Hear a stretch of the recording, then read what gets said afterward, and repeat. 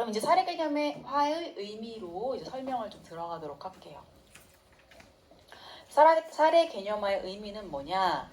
내담자의 심리적, 대인관계적, 행동적 문제에 영향을 미치는 원인, 촉발 요인, 유지 요인에 대한 가설을 세우는 것이다. 그러니까 우리가 1, 2, 3회기 상담하고 이 내 가설이 정확하게 세워질 수는 없어. 그러니까 정답은 아니야. 정답은 아닌데 이럴 것이다 라고 가설을 세우고, 그래서 우리가 상담 사례 개념 할 때 소설 쓴다 이런 얘기를 해요. 소설 쓴다. 소설을 쓰는 것처럼 이 내담자에 대해서 우리가 상상한 걸 가지고 가설을 작성을 하는데, 그냥 아무거나 소설을 쓰는 게 아니라 이 내담자가 현재 보이는 문제, 그것과 관련해서 원인이 뭔지, 왜 이게 촉발됐는지, 이게 왜 계속 유지되는지, 이 세 가지를 여러분이 잘 찾아서 쓰셔야 된다는 거예요. 그러니까 상담을 할 때는 이거를 1, 2, 3회기에는 이걸 찾느라고 질문을 해야 돼. 이거를 빨리 찾아내야 돼. 퍼즐 맞추기를 하는 거야.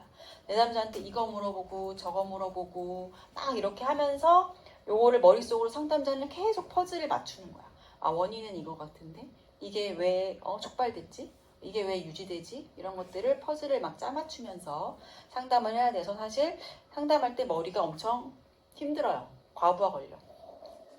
내담자한테 집중해야지. 여러분 주의 집중과 경청 기술 다 배웠잖아요. 집중하고 그 다음에 경청하면서 다음에 뭐 물어볼지 생각해야 되고, 개입을 어떻게 효과적으로 할지 생각해야 되고, 또 뭐도 해야 돼. 내가 개입을 할 때 상담자의 욕심 때문에 하는 개입인지 아닌지도 생각해야 되지, 개입하고 내담자 반응도 봐야 되지, 할 게 엄청 많은데 이것까지 해야 돼. 사례 기념화도 어느 정도 해가면서. 근데 너무 어렵게 생각하진 말아요. 하다 보면은 다 저절로 돼요. 또 다른 사람의 그 사례 기념화의 정의를 보면 내담자의 인지적, 행동적, 정서적, 대인관계적 측면을 통합하여 이것들이 다 들어가야 된다는 얘기예요. 포괄적으로 내담자를 이해하고 그리고 나서 상담 목표와 계획을 수립하는 것이다. 그래서 사례 기념화 맨 끝에는 how가 들어간다고 했어요. 근데 여러분 나중에 임상 심리를 하셔도 임상 검사 보고서 쓸 때 검사 내용을 쭉 요약해서 분석을 한 다음에 꼭 마지막에는 이 how 내용이 들어가요. 이 내담자에는 그래서 뭐가 필요하다 이런 것들이. 그렇게 보시면 되고, 그 다음에 또 이렇게 이윤주라는 선생님은 이렇게 정리를 하시기도 했어요. 다 비슷한 얘기인데 내담자의 심리적, 대인관계적, 행동적 문제, 이 문제와 관련된 원인, 촉발, 유지 요인. 여기 추가된 건 뭐냐? 내담자가 가진 강점을 파악.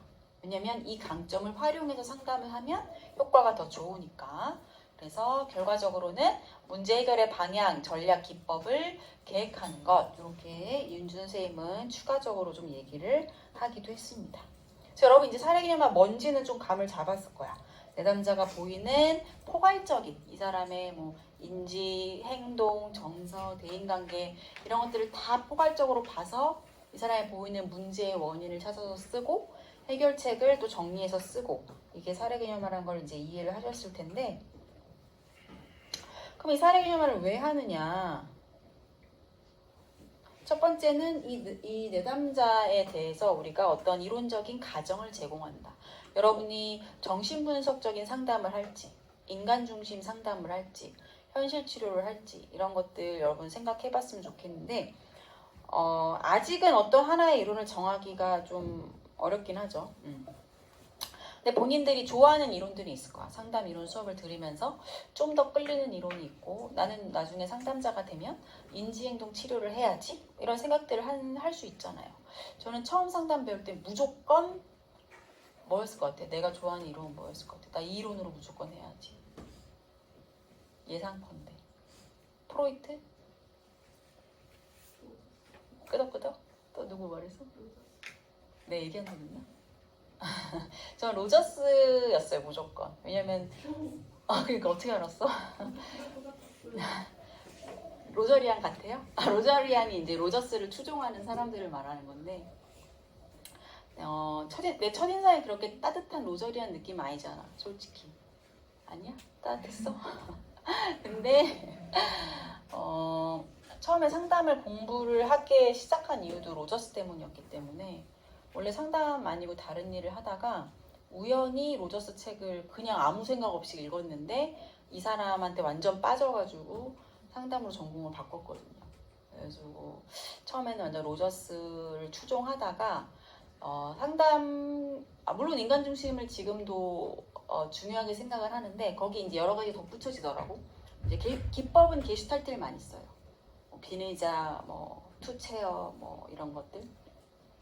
실존주의도 적용시키고 잘 안 하는 건 프로이트나 융이나 아들러 이쪽은 내가 잘 안 하기는 하는데 사실 융도 한때는 엄청 빠져가지고 융의 팬이긴 했었는데 융은 개념이나 이론은 너무 멋있는데 적용하기가 너무 힘들어. 그래가지고 융 이론을 많이 적용하진 않고 상대적으로 인지행동 치료는 좀 덜 쓰기는 해요. REBT나 이런 것들을 좀 덜 쓰긴 하는데 어쨌든 내가 만약에 인간중심 치료자다라고 하면 내가 갖고 있는 이론적 베이스에 따라서 이 내담자에 대해서 가정을 제공을 해야 돼요. 그러면 이 아까 그 아버지한테 화내고 싶은데 화도 못 내는 이 내담자는 왜 이 내담자가 이렇게 화를 억압하게 됐을까를 인간중심 치료 이론으로 관점으로 분석해내는 거야. 그게 이제 이론적 가정을 제공한다라는 건데 아니 그럼 굳이 왜 이론을 가지고 해야 되냐? 물론 이론을 가지고 굳이 안 해도 되는데 그걸 여러분이 자꾸 훈련하면 좋아요. 그러면 한 이론의 관점을 가지고 그 사람에 대해서 분석을 하고 그러면 이론에서 제시하는 치료 방법이 있잖아. 그럼 거기에 또 맞게 그 치료 전략을 짜시면 되거든요. 그래서 그걸 가지고 상담 계획, 이 남자를 어떻게 상담하겠다 계획을 수립하는데 여러분 이제 상담을 처음 배우니까 계획을 수립한다는 게 뭔 소리야? 라고 생각할 수도 있어요. 그래서 어렵게 느껴질 수 있는데 상담 목표를 이제 정하고 나면 전략을 쭉 세워야 돼요. 전략. 그래서 상담을 잘 모르는 사람은 전략? 그런 게 있어? 라고 생각할 수 있는데 상담은 사실 되게 과학적인 거거든요. 안 그래 보이지만 그냥 잘 들어주고 좀 공감해주고 그러면은 해결되는 거 아니야? 라고 생각할 수 있는데 그렇지 않죠. 여러분 지금 다양한 기법들을 배우고 계신데 그래서 그런 기법들을 활용해서 어떤 것들을 해나갈지 이 내담자랑 앞으로 뭘 할지 초반에는 뭘 하고 그거 끝나고 중반부터 뭘 하고 이런 계획들을 좀 세우는 거예요. 물론 이 계획이 다 맞게 떨어지진 않아요. 이게 사람과 사람이 만나서 대화를 하는 거기 때문에 어떤 방향으로 상담이 흘러가게 될지 몰라. 내가 계획을 딱 세웠어. 상담을 쭉 하다가 5회기쯤 됐는데 갑자기 내담자가 선생님 저 사실 그동안 말하지 못했던 게 있는데요 하면서 엄청난 트라우마를 툭 꺼냈어. 근데 상담자 원래 계획대로 가야 돼 어때? 안 돼. 그러면 이 트라우마 먼저 작업을 해야 되겠죠. 이 계획은 언제라도 변경될 수는 있는데 일단은 전략이랑 계획은 세우고 나서 상담을 쭉 하셔야 된다는 뜻이에요. 그럼 사례 개념화에는 어떤 기능들이 있느냐? 그래서 이 내담자 사례를 여러분이 이제 보고서를 나중에 제출하실 때 쓰겠지만 한 10페이지 이렇게 상담에 대해서 쭉 정리해서 쓴단 말이야. 그러면은 이걸 다 읽고 나서 이해를 물론 하면 좋겠지만 이 사례 개념화만 봐도 이 내담자가 어떤 사람인지 알 수 있게끔 정리를 하셔야 되는 거예요. 내담자 정보에 대한 정리나 통합이 들어가고 그 다음에 상담이 필요하다는 증거 문서로 사용할 때도 있어요. 가끔 소견서 같은 거 써달라고 해요.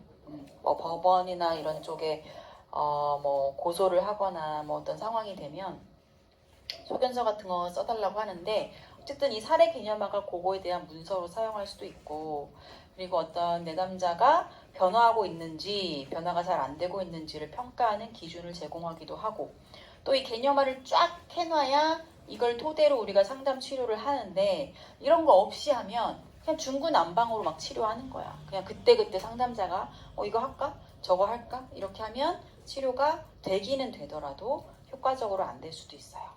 내담자의 동기 향상에도 긍정적인 영향을 줄 수 있다. 그렇다고 내담자한테 이 사례 개념화를 보여주라는 뜻은 아니에요. 이거는 여러분이 분석한 거기 때문에 여러분이 그냥 자기 걸로 갖고 있는 거고 내담자가 보여주세요 할 수도 있어. 예를 들면은 여러분이 나중에 여러분이 상담을 하는데 상담이 너무 안 풀리고 어려워서 슈퍼비전을 받기로 했어. 슈퍼비전 받을 때 내담자한테 허락받아야 돼요.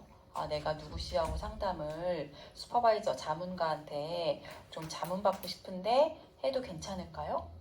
내담자가 네 해도 괜찮은데 대신에 저에 대해 정리한 보고서를 저도 읽을 수 있게 해주세요. 그럼 어떻게 할 것인가? 보여줘야 될까? 말아야 될까? 사실 보여줘야 될 의무까지는 없는데 만약에 정말 내담자가 원한다면 좀 뺄 건 빼야 될 것 같아. 무슨 말인지 알죠? 여기에는 상담자가 내담자에게 다 말하지 않는 분석이라던가 뭐 내담자에 대한 인상, 내담자의 약점도 막 쓰거든. 강점, 약점 다 쓰는데 이걸 굳이 다 보여줄 필요는 없지 않을까 싶어요. 사실 그렇게 보고서를 요청하는 경우는 지금까지 한 번도 없기는 했었어요.